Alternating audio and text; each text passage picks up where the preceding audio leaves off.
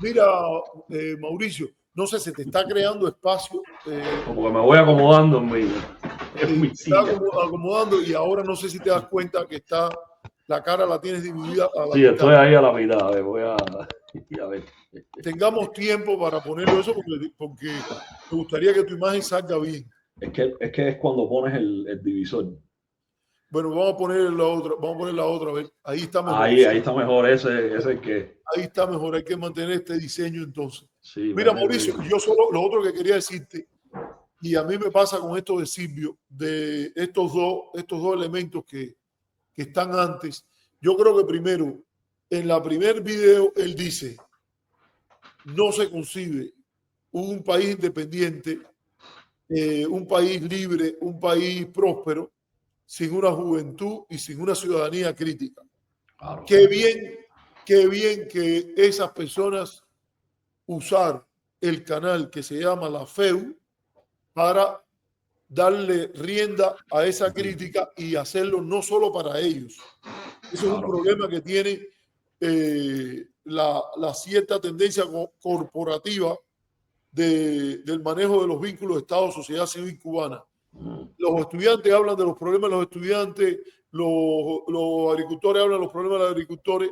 Eso pasa en toda la división gremial, que por eso es tan perjudicial a veces. Pero él la rompe. Él dice, está bien que esta gente con la FEU salieron en defensa de temas de la sociedad del país. Eso a mí me parece que debe marcarse. Y el segundo tema es que yo creo que él no solo tiene una proyección desde un diagnóstico crítico, sino yo creo que apunta a donde hay que buscar las soluciones. Claro. Y no son extranjerizas y que tienen en Martí, como te decía antes, el canvas, el contexto de poder, donde te debes mover.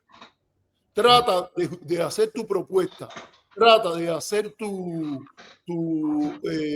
resistencia a la burocracia, al abuso, a la corrupción gubernamental desde este contexto. No tienes necesidad de irte a otro, incluso hay una probada historia de que Martí es un recurso fundamental ideológico para la articulación de alternativas, en mi opinión, esto lo pongo yo, de disidencia, de oposición leal al país. Sí, ahí te lo dejo. Si quieres me lo explicas ahora, pero quiero ir un poquitico más a lo que vamos ahora, que es, hasta ahora no se ha anunciado que Silvio va a ir a México, pero sí a México hubo una gira importante que la tocó, que estamos hablando de la gira del secretario de Estado. Ojalá vaya, yo creo que a lo mejor empieza por Sudamérica y después él va a ir a otros lugares. Fíjate que ya estuvo aquí en México. Sí, estuvo en 2022, pero esta gira ojalá lo lleve a México también. Yo creo que Silvio es una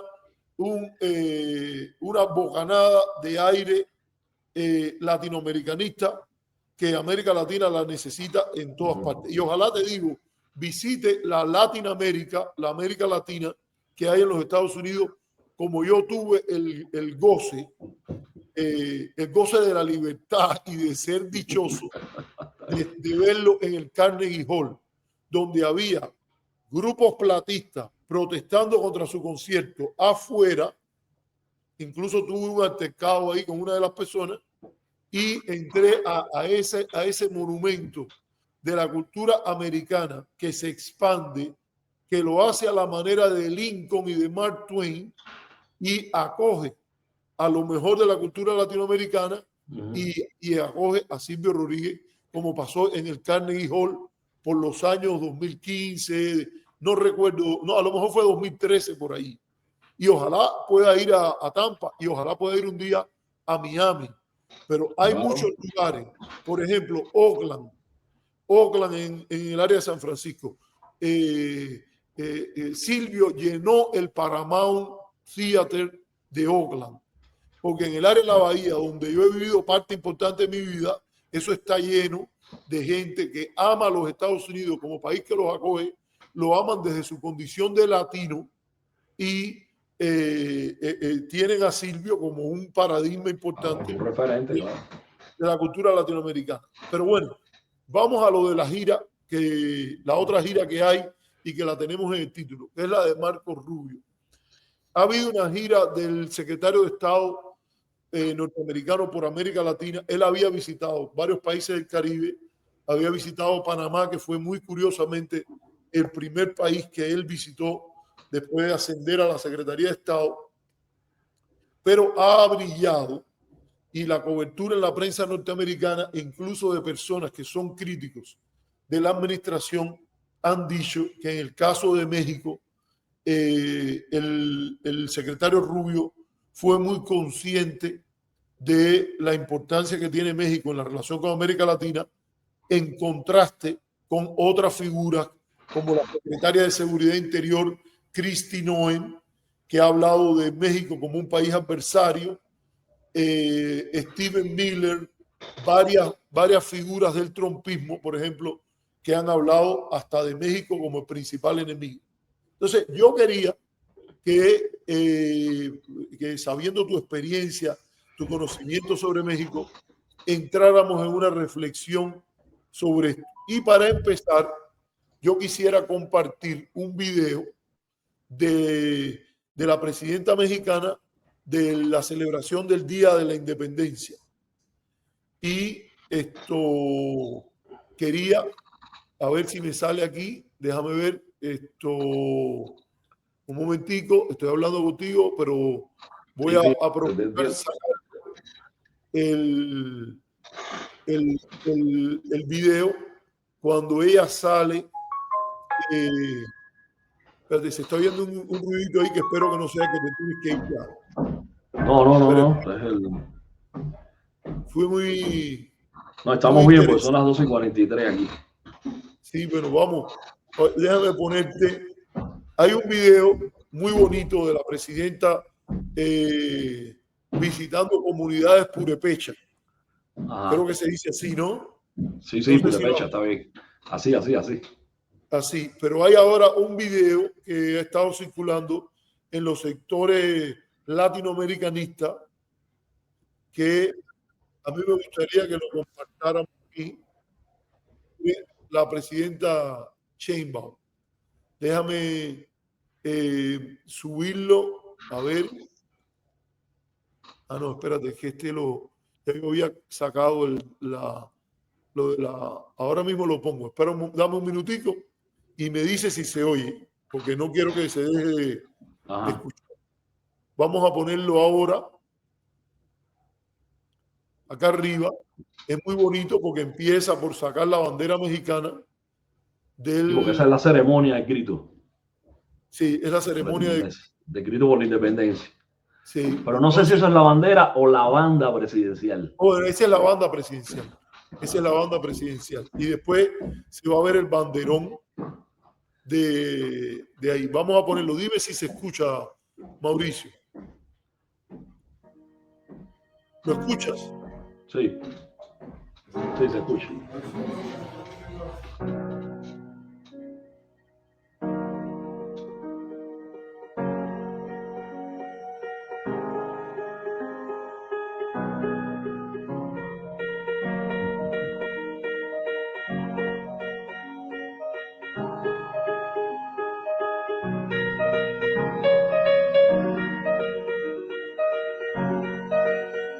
Mexicanas, mexicanos, ¡viva la independencia! ¡Viva Miguel Hidalgo y Costilla! ¡Viva Josefa Ortiz Tellez Quirón!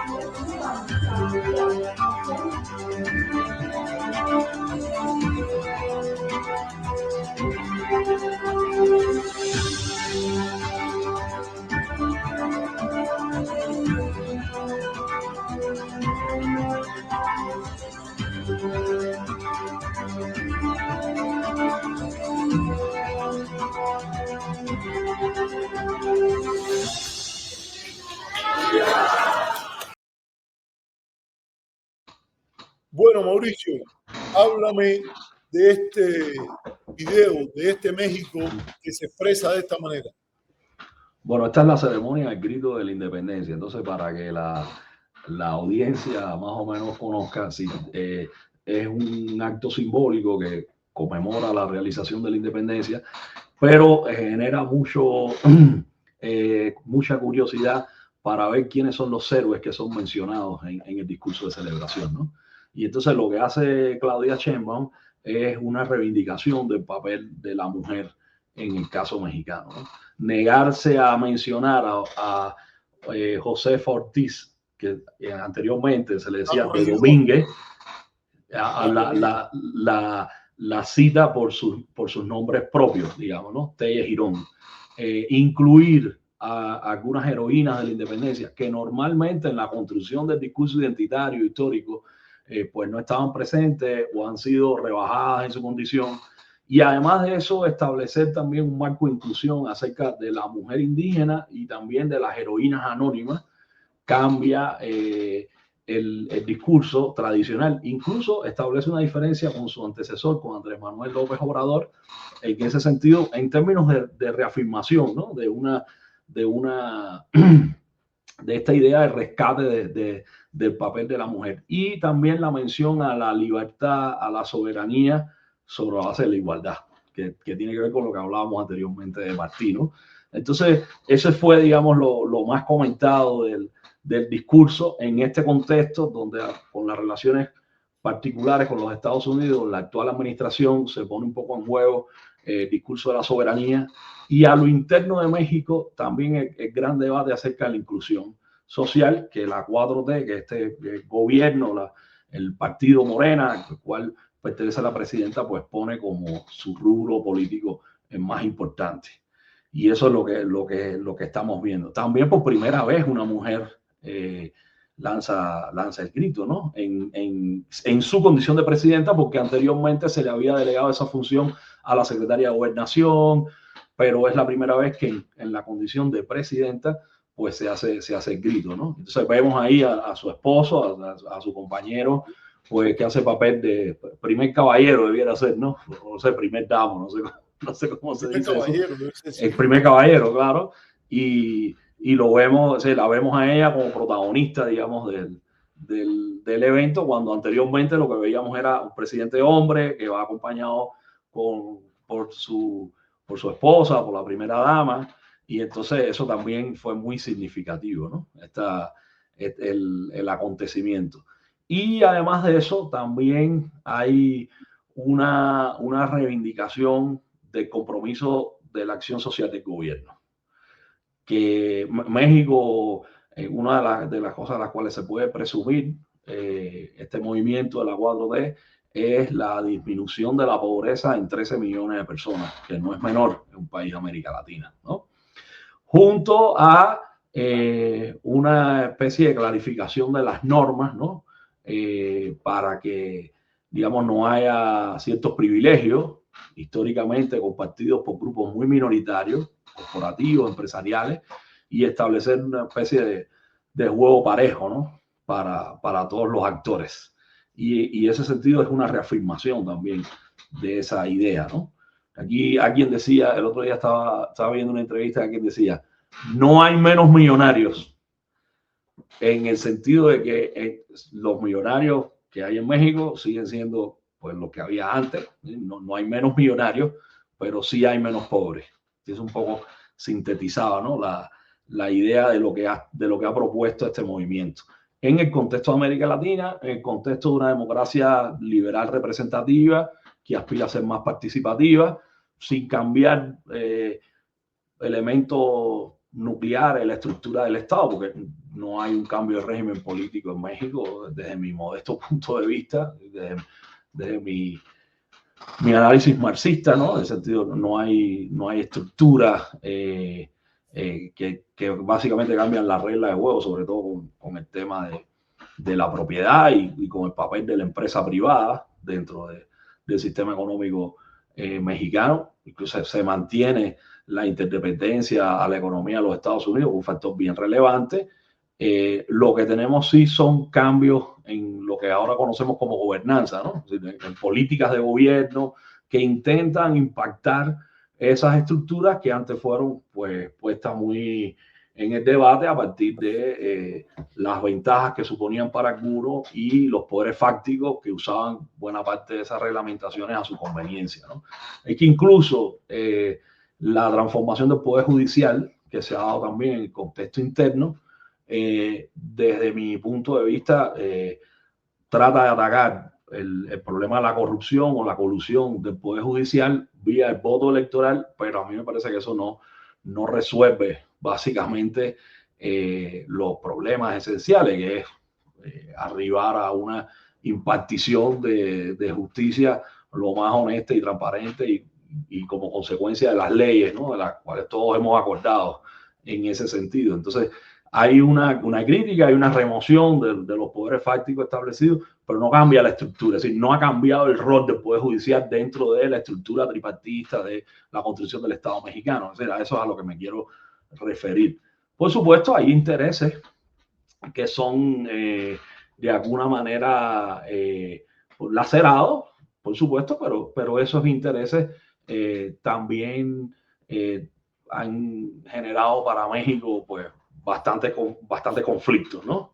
El uso discrecional de los poderes, las ventajas hacia ciertos actores determinados, la falta de transparencia, la falta de legitimidad de la propia implementación de la legalidad y de los instrumentos jurídicos. Entonces, me parece que en ese sentido, pues la presidenta trató de hacer un resumen, digamos, muy concreto, simbólico también y vinculado a este acto de la celebración de la independencia, estableciendo una especie de marco de referencia de lo que se plantea hacer como gobierno, ¿no? Y esa es mi lectura. Bueno, a mí, yo quería hacerte una pregunta porque a mí me pareció muy, yo siempre trato de seguir las imágenes mucho y de verdad que cuando estuvo Díaz-Canel en México, a propósito del grito de la independencia, también vi esta actividad cuando López Obrador, y en alguna medida me he preguntado cómo me gustaría, o me he dicho mismo, cómo me gustaría a mí ir un día a estar en esa plaza enorme donde se hace esta celebración día tras día. No sé, ¿tú has tenido la oportunidad de hacerlo, Mauricio? Sí, he estado en 2 ocasiones en el grito. Me imagino que es fuerte, ¿no? Es una imagen fuerte. Es una fiesta popular impresionante en algunos gobiernos, como por ejemplo en el gobierno de Felipe Calderón. Hubo un punto de inflexión porque el público comenzó a gritarle asesinos por el tema de la lucha contra las drogas. O sea, pero incluso siempre, por ejemplo, el PRI trataba de controlar la asistencia, ¿no? Ahora creo que es un acto un poco más abierto en ese sentido, más plural. O sea, no se mucha va, gente. Ahí se va el que esté primero, o eso está No, hay una distribución del espacio. Antes había lo que aquí se conoce como acarreados, ¿no? Es decir, gente que son movilizados por las estructuras políticas de los partidos, sobre todo el partido que gobierna, pero cada vez más eso desde la presidencia de López Obrador se ha convertido más en un acto ahí de espacio público, porque está asociado a la independencia. Entonces tampoco se ve como que con mucho agrado que en ese espacio en específico se vaya a discutir sobre las diferentes opciones ideológicas, ¿no? Eso es una tradición política en el caso de México. Entonces, como que no está bien visto que uno vaya ahí a expresar sus consideraciones como tendencia política. En el caso de Calderón, eso fue muy emblemático por las consecuencias de la política de contra las drogas, ¿no? Pero, por ejemplo, el caso de Peña Nieto la libraba bastante bien. No, y Mauricio, y el hecho de que su elección, yo no veo, era una elección disputada. Claro. Muchas personas, incluso su partido fue el partido más multado por el TRIFE en aquel momento, por la Comisión de Delitos Electorales. Vamos a recordar que incluso si el conteo de votos fue correcto, estamos hablando de la tendencia política que ganó con la mayor comisión de delitos electorales a partir de un tribunal que había creado Claro, partidos que no eran el partido de Andrés Manuel López Obrador claro, claro. en 2006. Quiero decir que este acto se celebra no solo, este es a nivel nacional, en ese mismo momento también se celebran en las diferentes alcaldías del país y en los diferentes estados. México es un estado federado, pues también la misma celebración, el mismo grito. Quizás a lo mejor para que la gente que nos está escuchando entienda un poquito mejor, es un poco el 4 de julio en los Estados Unidos. Sí, nadie se va a poner a discutir si es demócrata, si es republicano, si está de acuerdo o no. Es como una fiesta cívica. Cuidado con eso, cuidado con eso, porque la polarización política marca, está marcando hoy hasta celebraciones de la independencia. Pues claro, estamos en otro contexto, cierto. En temas que tienen que ver a veces con el reconocimiento de defectos de la historia norteamericana, como es el tema de la esclavitud y el hecho de que Jefferson en su primer draft, en su primer borrador de la declaración, culpaba al rey por la esclavitud y que después se le quitó y después, bueno, en la Constitución y todo eso, y hay gente que no quiere que se hable de eso y otros que son más partidarios de que se hable. A mí me parece que es un signo de madurez política eso que tú dijiste, de celebrar la independencia como una celebración no partidista. Esto que tú acabas de decir, yo creo que incluso quizás no estaría yo tan de acuerdo con los que se meten en la plaza a gritarle al presidente en un día que lo que debería hacerse es celebrar la comunidad política, por decirlo de alguna manera. Pero a mí me pareció muy interesante esto. No sé si viste, Mauricio, que cuando ella pasa por el palacio, ahí las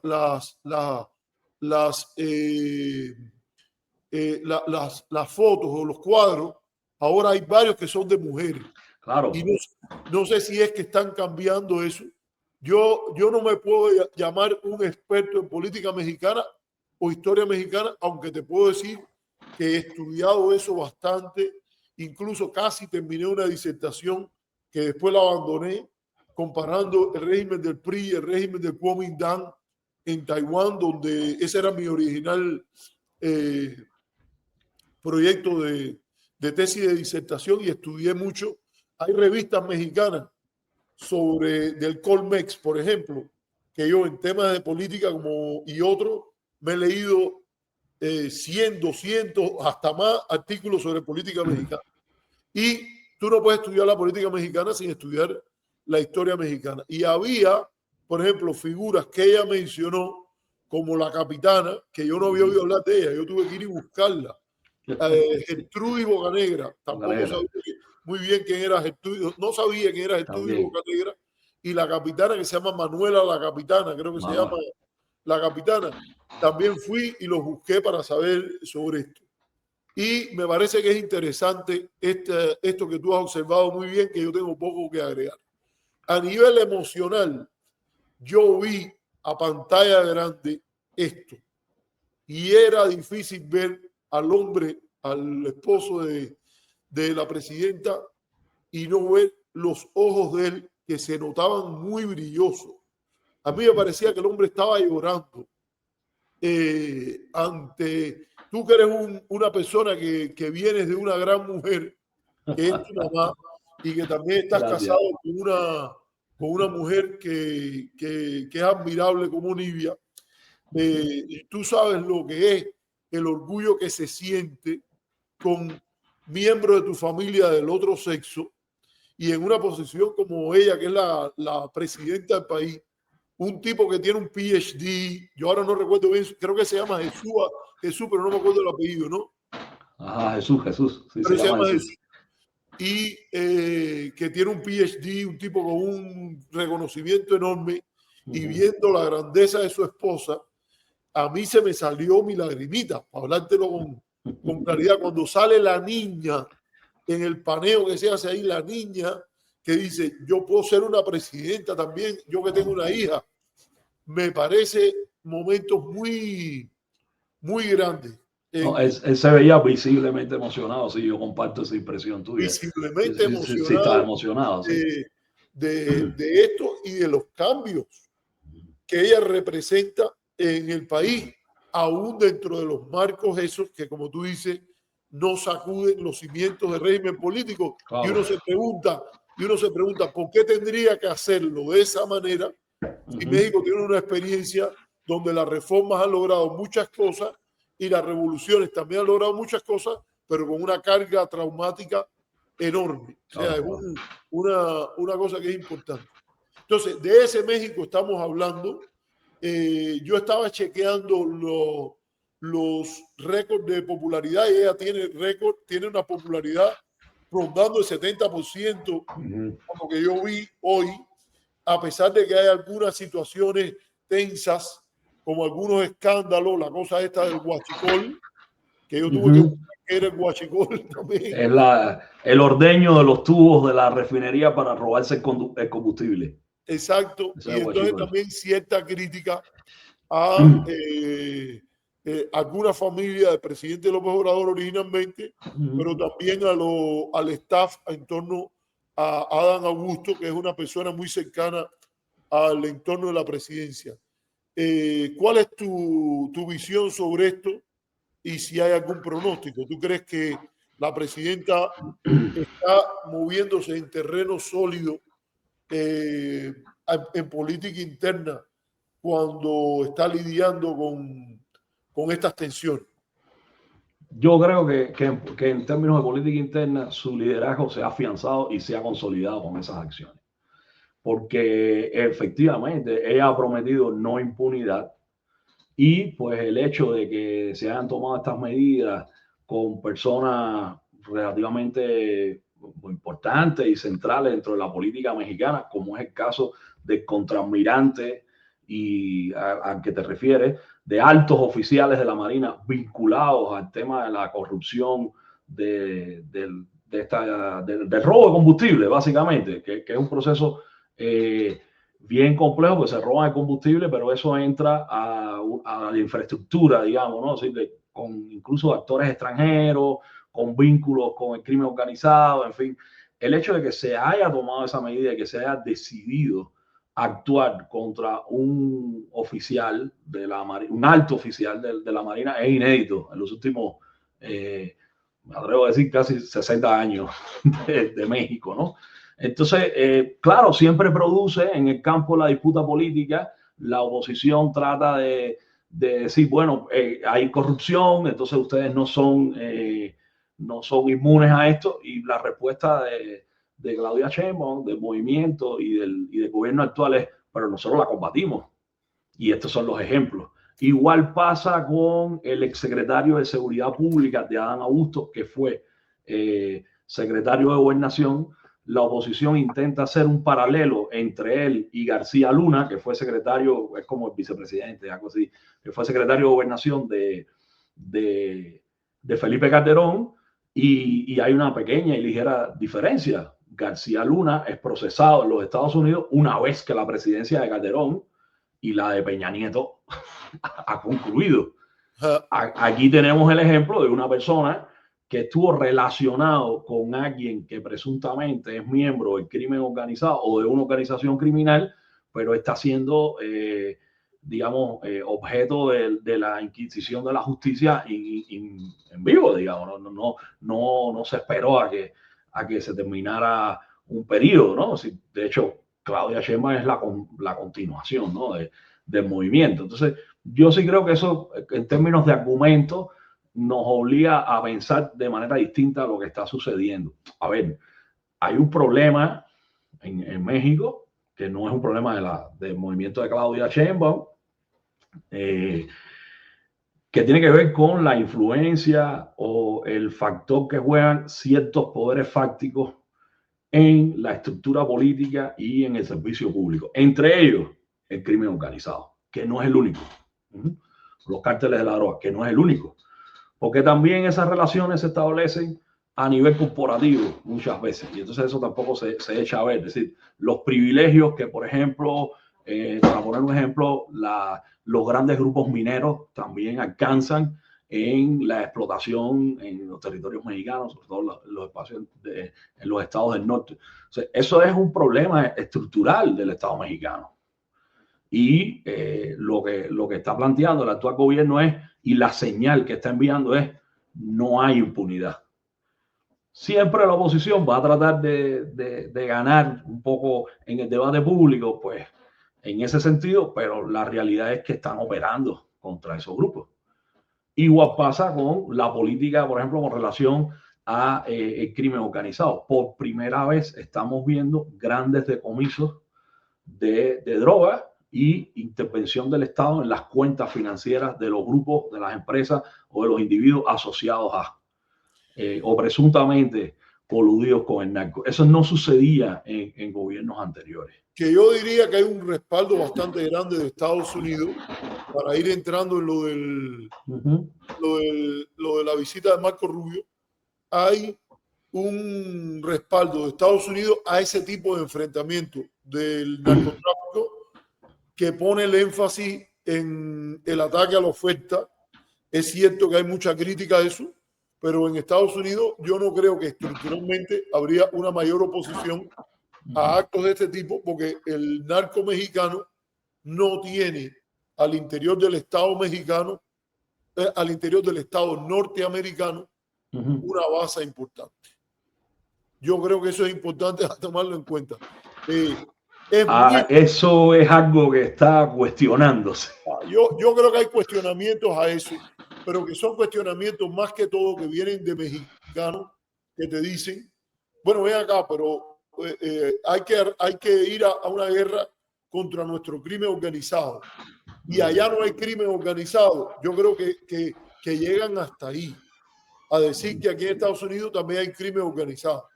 Pero lo que yo digo es que el crimen organizado mexicano al interior del Estado norteamericano no tiene ninguna base significativa que les haya llevar a decir no, presiona a México para que no ataque al crimen organizado mexicano. No, eso no, estoy de acuerdo contigo, pero en eso la presidenta tiene junto con el Estado norteamericano un enemigo común.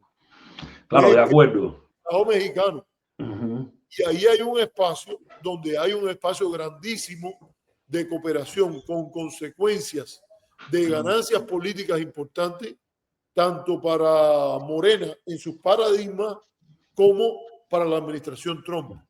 Porque el tema voy a introducir un tema que es una diferencia también, que por ejemplo, que matiza la nueva relación de cooperación que México intenta proponerle a los Estados Unidos y que de hecho es una de las consecuencias de la visita de Marco Rubio acá.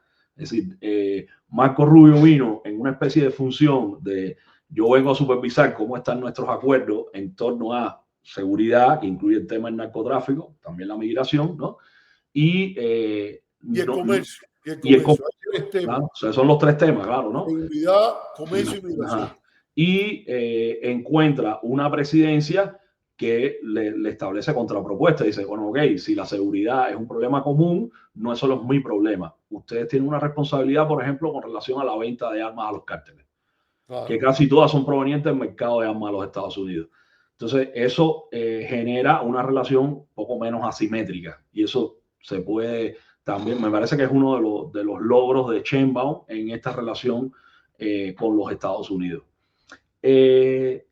Pero al mismo tiempo, que por eso era que yo te decía que hay un cuestionamiento sobre cuál es la incidencia real del crimen organizado en las estructuras de gobierno de Estados Unidos, hay autores que, por ejemplo, plantean que la idea de los Estados Unidos de no enfrentar internamente el consumo, pues un poco no transparenta las colusiones presuntas que pueden existir entre grandes grupos de crimen organizado a nivel internacional y, por ejemplo, el sistema financiero o estructuras a nivel local. Por ejemplo, la inspectora de la policía de California, de Los Ángeles, fue atrapada porque trabajaba para un grupo de cártel. Entonces, empiezan a ocurrir ciertos eventos que de alguna manera cuestionan esta idea de que los Estados Unidos son asépticos o que tienen un control higiénico del tema de la droga. Y lo otro que también establece muchos argumentos en ese sentido es la relación que generaron sus agencias, como la DEA y sus agencias de inteligencia, con el crimen organizado. Es decir, nosotros que tenemos una, y con el narcotráfico en específico, nosotros que ya tenemos cierto recorrido en este mundo, tenemos que recordar que el asesor de seguridad de Ronald Reagan, Oliver North, fue encontrado culpable de una triangulación de fondos a la contra nicaragüense vía también el factor narcotráfico. Eso es algo que se cuestiona mucho alrededor del caso de Kiki Camarena. Entonces, esos son argumentos que, digamos, nos obligan también un poquito a repensar, bueno, cuál es la posición de la administración o de la institucionalidad política de los Estados Unidos con relación a este problema, de lo cual se habla muy poco. Y no es en un deseo de criticar por criticar, ni mucho menos, sino de establecer una verdadera solución. Yo creo que el narcotráfico, todo nos indica, primero, que es un problema transnacional y que ningún país puede resolverlo por sí mismo. Las políticas, desgraciadamente, de los Estados Unidos apuntan a que los países en sus marcos nacionales intenten resolver el problema, y eso está destinado a fracaso. Y para lo único que sirve es como un poco lo que se empieza a construir ahora, que es un poco para deslegitimar a gobiernos desde el punto de vista político, usando esta figura del narcoestado que nadie sabe a ciencia cierta qué diablo significa. Y el mejor ejemplo de eso es la invención, y esto lo dicen los expertos y los estudiosos, no estoy hablando de mi opinión personal, del llamado cartel de los soles, que los expertos dicen, a ver, una cosa es que haya funcionarios de un gobierno que esté involucrado en la actividad del narcotráfico, y otra cosa es que eso sea una actividad organizada con otros miembros de un gobierno. ¿Qué ha pasado en todos los gobiernos de América? ¿Qué ha pasado en todos los gobiernos latinoamericanos? No, a ver, Marco Rubio va a Ecuador. Ecuador está presidido por Noboa, el actual presidente ecuatoriano.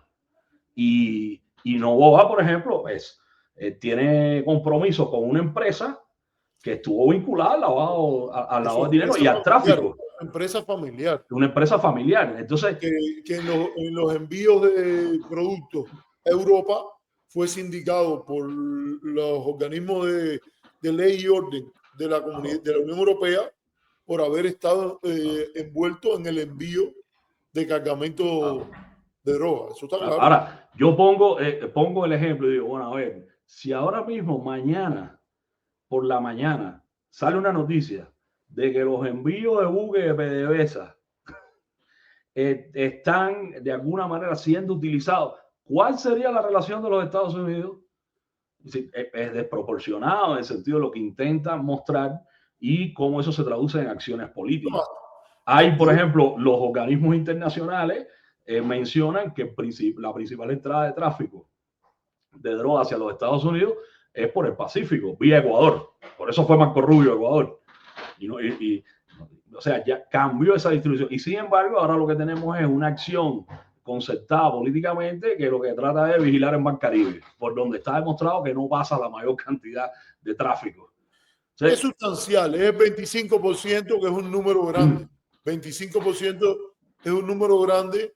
Esto por el Caribe se habla de un número mayor al 60%. Por el Pacífico. Se habla de un número mayor al 60%, y que si además si le agregas estamos refiriéndonos a traslado de drogas de Sudamérica al norte, y si a eso le agregas cargamentos de drogas que se trasladan a México y entran por tierra a los Estados Unidos, el número sería probablemente mayor. Fundamentalmente de Asia, una parte de que viene vía México. Entonces, cuando uno se pone a escudriñar los datos... El fentanilo no viene tanto de Sudamérica. El fentanilo es generalmente producido en México o traído a México desde... Aunque fíjate que están hablando ahora del tema Canadá. Están hablando de que esto es mínimo, pero se ha hablado incluso de una parte que se supone que venga por Canadá. Yo eso, mira... es una empresa multinacional. No es. Entonces, establecer eso como un marco de limitación geopolítico me parece muy arriesgado, y me parece muy contradictorio, que es un poco lo que ha intentado establecer la política norteamericana. Y entonces, de los Estados Unidos. Yo creo que las críticas que has hecho ahí son legítimas y además te voy a decir una cosa, hay un nivel de consenso grande en eso que tú estás diciendo. En los Estados Unidos, Claro, a nivel político y sobre todo académico, las personas que estudian el narcotráfico, muchos están de acuerdo, o la gran mayoría está de acuerdo con la formulación que tú has planteado y además eso se huele. Las personas que han visto el peso del narcotráfico en las políticas latinoamericanas saben que eso se huele y en gran medida hubo un proceso de fortalecimiento de los carteles por la posposición política, del enfrentamiento a estos actores en un ambiente de corrupción bastante grande, donde a veces las élites políticas piensan que tienen eso controlado y en determinado momento eso se suelta.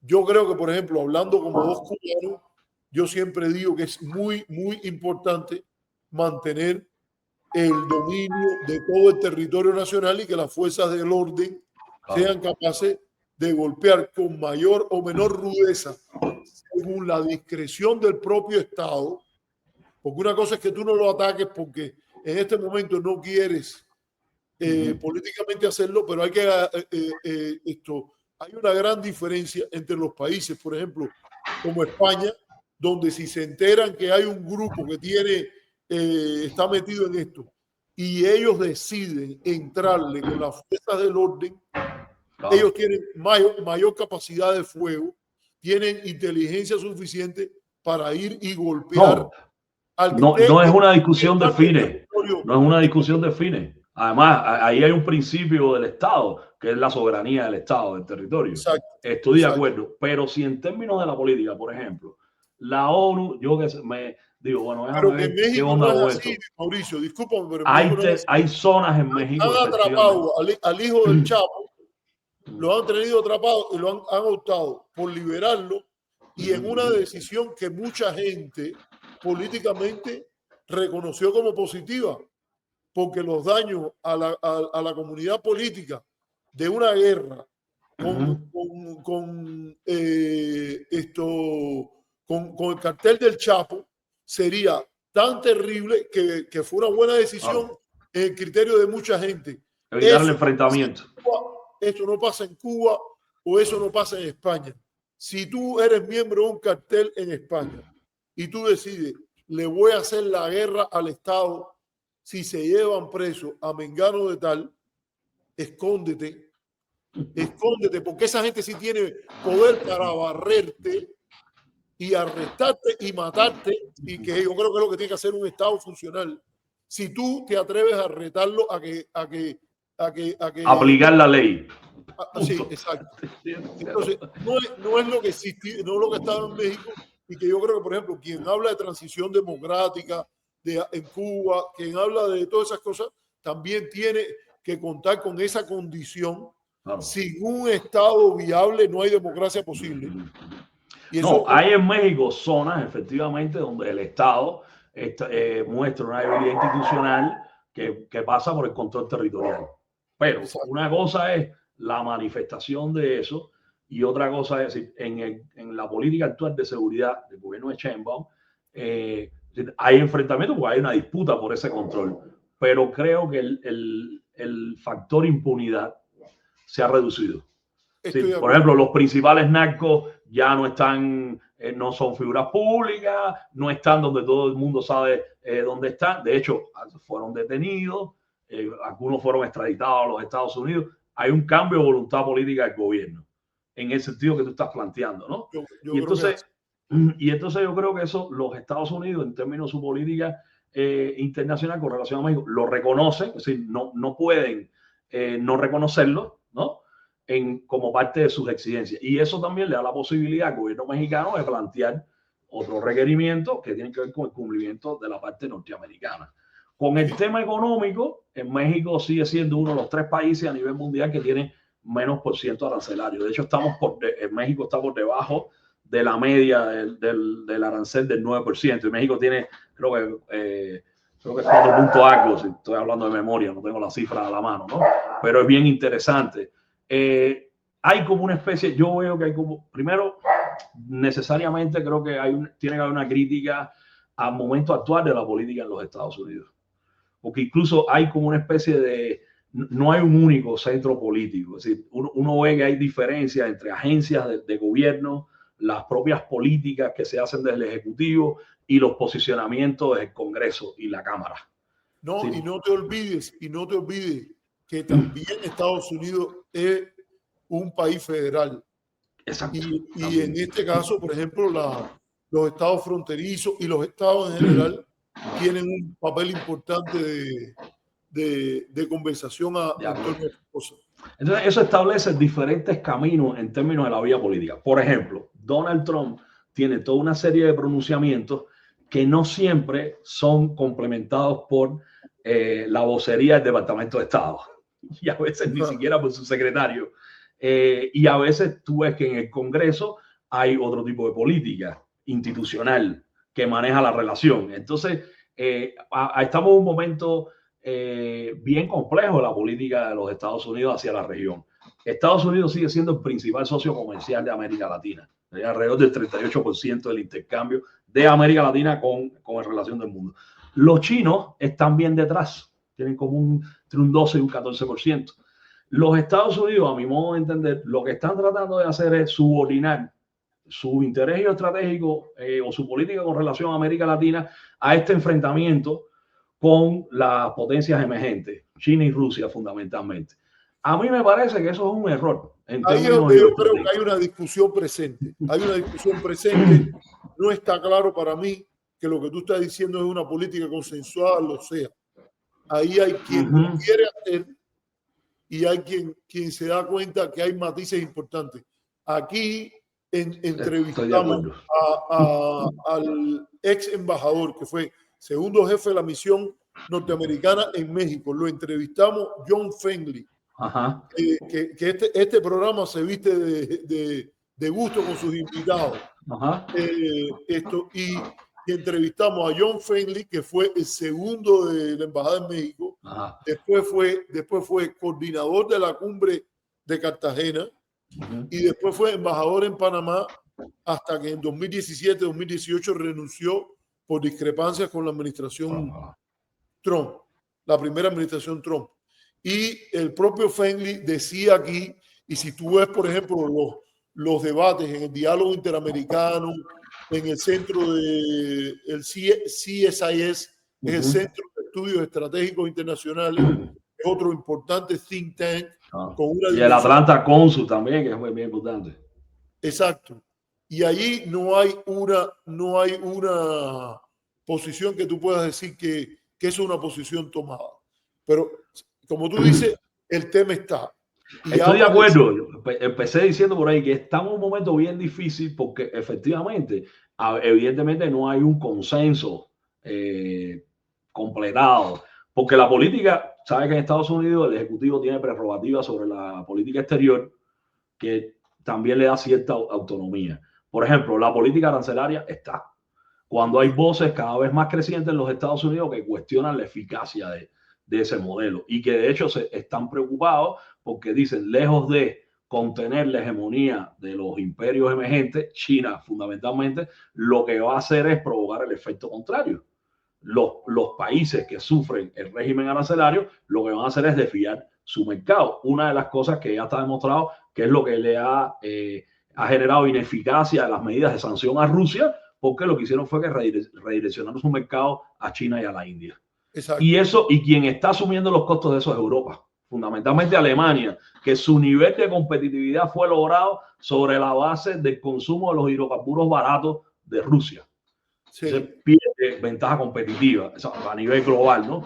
Entonces, ese tema, volviendo al caso de América Latina, me parece un error de la política de los Estados Unidos hacia América Latina, subordinar la región a ese interés macro, digamos, que es lo que un poco en términos de argumentos, a ver, rescatan ese principio, ¿no?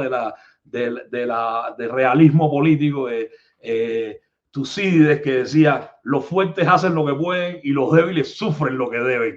pero ahí hay un problema. Hay un problema que siempre a mí me gusta decirlo a la gente que te dice eso.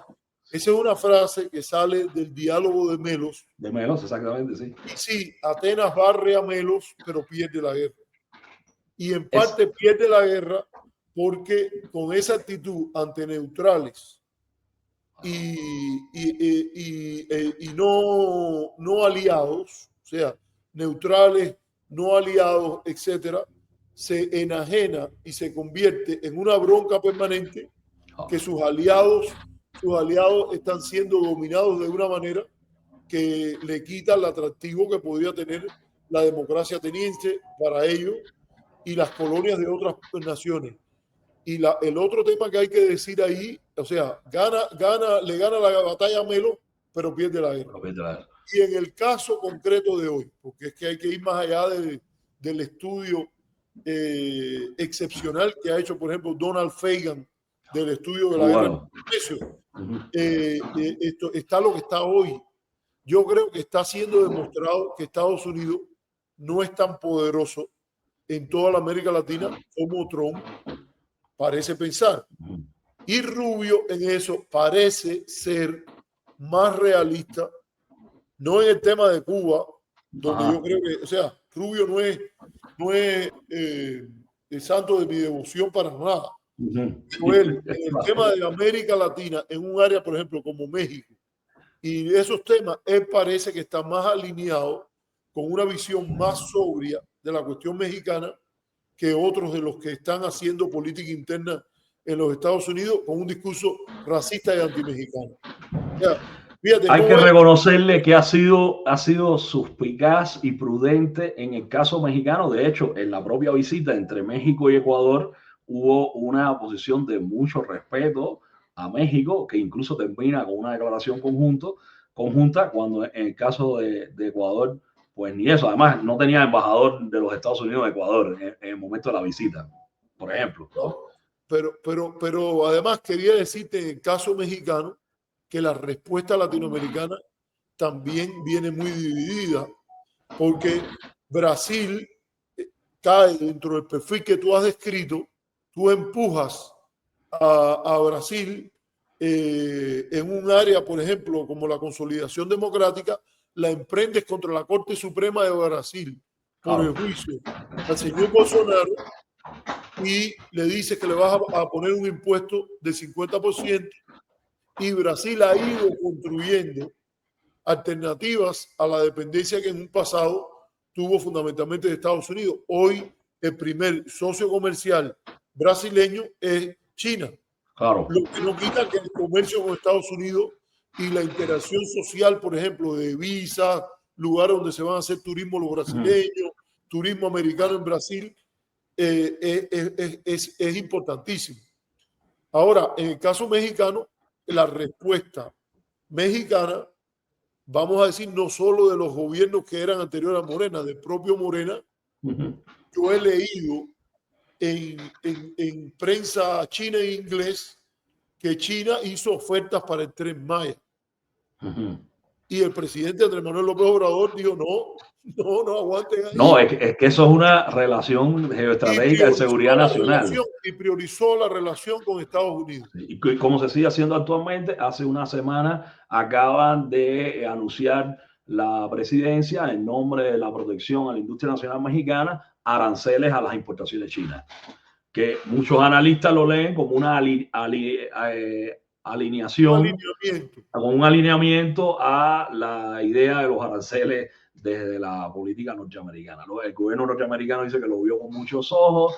Yo creo que ese es un tema que quizás a lo mejor ahí necesitaríamos un experto, en el sentido de que yo tengo mis sospechas, porque el capitalismo moderno, es decir, el régimen de propiedad es bastante ambiguo, como sabemos. Entonces, sí, las mismas empresas que están castigando, las empresas que castigan. Aunque Paul Krugman, por ejemplo, hace un gran énfasis en que las tarifas no van a rescatar la industria norteamericana, porque en gran parte tiene que ver con la modernización. El efecto tecnológico es más importante que el efecto de políticas comerciales. Pero yo creo que aquellos que decían que que no importa dónde se produzcan las cosas, que en realidad la visión más tradicional de defensa de la globalización a la neoliberal hoy está en retroceso, y escuelas como la de CEPAL, la de los tigres asiáticos, que mencionaba el tema de industrias infantes que necesitan cierta protección, las ventajas adquiridas, no solo la ventaja comparativa, mirado como un elemento natural, han sido muy cuestionadas. Y particularmente por eso en el pasado era la escuela keynesiana, la escuela neokeynesiana, la escuela de CEPAL, y hoy hay un sector de la derecha que en rescate del nacionalismo económico está diciendo esto es importante, y hoy no son minoría, para decirlo. Hay un revival, hay un revival. Hoy, por ejemplo, está más lejano que nunca la entrada de Estados Unidos a una cosa que es como la Comunidad Comercial del Pacífico, eso que el Tratado Transpacífico. Hoy es menos probable que nunca. Y no es por Bernie Sanders, es también por los sectores de la derecha que no están de acuerdo con eso. Bueno, oye, Mauricio, hemos cubierto una serie de temas enormes y íbamos a hablar un poco también de Rubio en Ecuador, pero yo te propongo que lo dejemos ahí porque ya llevamos casi 2 horas haciendo esto, y tú tienes misiones de hijo que son muy importantes. Cuando llegues y le des el beso a tu mamá, el primero le das el otro por la otra mejilla a nombre mío. Está bien. Qué gusto que hayas querido venir y estar en este programa donde hemos discutido las cosas como lo permite la internet, y programas que se hacen propios con un poco más de amplitud. Gracias por lo que discrepamos, que hayas venido y que lo hayamos podido discutir con civilidad, y gracias por todo también por lo que tenemos en común, que también nos hace ser los amigos que somos, y la afinidad que tiene el Martí que tienes atrás. Bueno, que ya apareció de nuevo, ¿viste? Ya apareció de nuevo. Él aparece. Deberías dedicar un programa, por ejemplo, a esta gran discusión política, si esta idea de Joseph Nye de soft power se sigue manteniendo, o si ya estamos en una etapa más de realismo imperial.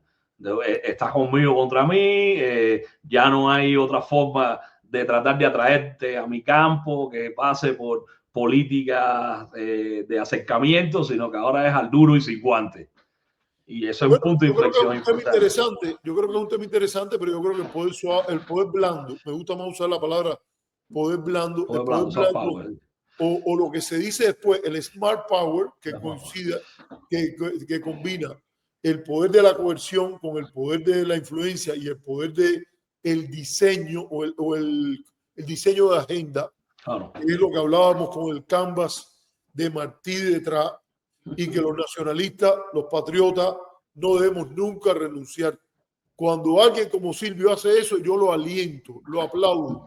Este es el canvas, es el correcto. En mi escuela de pintura usted trabaja sobre ese canvas. Si no quiere eso, le vamos a dar los pinceles más malos. Vamos a usar la ingeniería institucional para ponerle usted en desventaja, porque a la política no se puede venir con ingenuidad. Los patriotas tienen la gran ventaja que el que está sentado en el trono de Cuba es José Martí, y entonces cada vez que aparezca alguien a criticar y a tratar de rebajar eso, hay que decirle, mira, él tiene imágenes sobre la mujer que yo no comparto, y entonces vamos a criticar a Martí en eso, no para poner a Martí en un segundo plano, sino para relanzarlo, y él sigue en el canvas. Aprende a vivir con Martí en el canvas.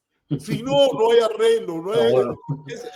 Y Martí también nos enseña que sin renunciar a veces a las rupturas, porque Martí es el organizador de una guerra de independencia, de una insurrección, pues también la política pasa por otros lugares. Y toda la gran labor ecuménica de Martí, no solo para unir el campo insurrecto, también contó con su influencia sobre el movimiento autonomista, su influencia a partir de las polémicas con el movimiento anexionista.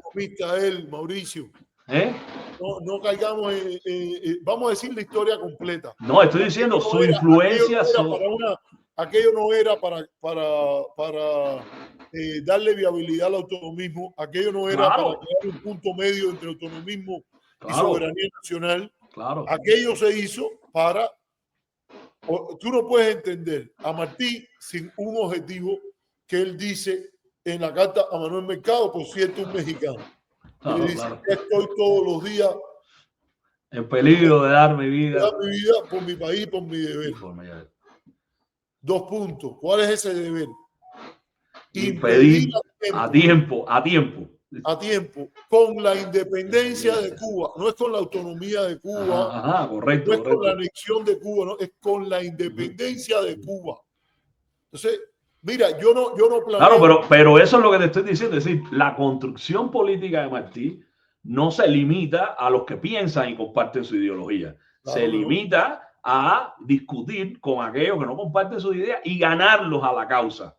Que a veces mucha gente piensa que en política, pues lo que se trata es de tirarle botellazo a que está en contra tuya. Claro que no. Tú lo que tienes que hacer... Tienes que estar claro. Tú tienes que estar... si tú no sabes lo que tú quieres, la táctica y la estrategia en política no son cosas separadas. Claro. La táctica y la estrategia están muy vinculadas porque tú no puedes lograr ciertos objetivos políticos aplicando tácticas que no se ajusten allí. Nadie puede borrar lo que ha pasado en Cuba después del 59 si no es con una invasión militar norteamericana. Claro. Eso te lo digo. No hay manera. Todo lo que sea con conciliación, que entre alguien a la mesa de negociación y diga, a partir de ahora, las Fuerzas Armadas se disuelven, empezamos eso viola cualquier estatuto de soberanía. Eso es imposible. Expandimos la base naval de Guantánamo al triple. Claro. Todo eso tú no lo puedes hacer si no es a partir de un gobierno que nace de una invasión estadounidense. Claro. Y por eso el sector platista apuesta a eso. El día que haya una negociación, un intercambio, que los pueda haber legítimo entre cubanos de derecha, cubanos de izquierda, cubanos de centro, pero que partan de que el canvas es martiano, donde se pinta, claro, es martiano, todas esas metas políticas desaparecen, porque no hay táctica que lleve a ese destino. Por otra parte, también cuando tú tienes una estrategia que es esto de consolidar una perspectiva sostenible de tolerancia, no puedes tener la estrategia política de mantener este sistema leninista que es vigente hoy sin adulteración alguna. Esa es una realidad.